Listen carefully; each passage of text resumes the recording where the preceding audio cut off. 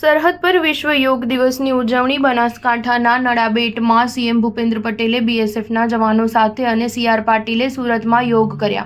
ગુજરાતમાં રાજ્યકક્ષાના વિશ્વ યોગ દિવસની ઉજવણી બનાસકાંઠાના નડાબેટ ખાતે કરવામાં આવી હતી, જેમાં મુખ્યમંત્રી ભૂપેન્દ્ર પટેલ, વિધાનસભાના અધ્યક્ષ શંકર ચૌધરી, બીએસએફના જવાનો સહિત મોટી સંખ્યામાં લોકો જોડાયા હતા। સુરતમાં આંતરરાષ્ટ્રીય યોગ દિવસની ઉજવણી નિમિત્તે શહેરની અલગ અલગ 62 જગ્યાએ ઉજવણી કાર્યક્રમનું આયોજન કરાયું હતું। આ કાર્યક્રમોમાં મોટી સંખ્યામાં સુરતવાસીઓ જોડાયા હતા।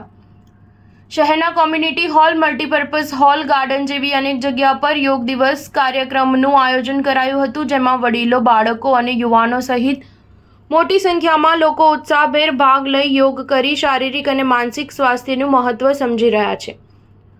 સુરતમાં ભાજપ પ્રદેશ અધ્યક્ષ સીઆર પાટીલે પણ યોગ કરીને ઉજવણી કરી છે। ભૂપેન્દ્ર પટેલે જણાવ્યું હતું કે આજના યુગમાં તણાવ મુક્ત અને સરળ જીવનશૈલી માટે યોગ ઉત્તમ કહેવાય છે। યોગ પ્રાચીન ભારતના ઋષિમુનિઓએ આપેલી અમૂલ્ય ભેટ છે।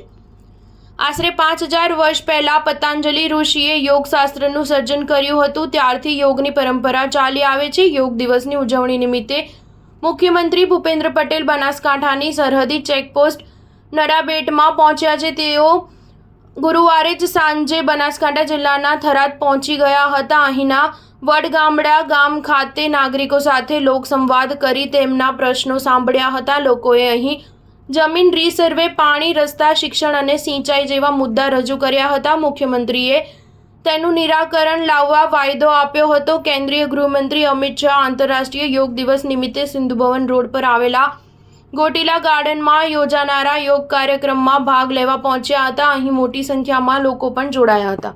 સ્ટાર ન્યૂઝ 7 હંમેશા સચ્ચાઈની સાથે।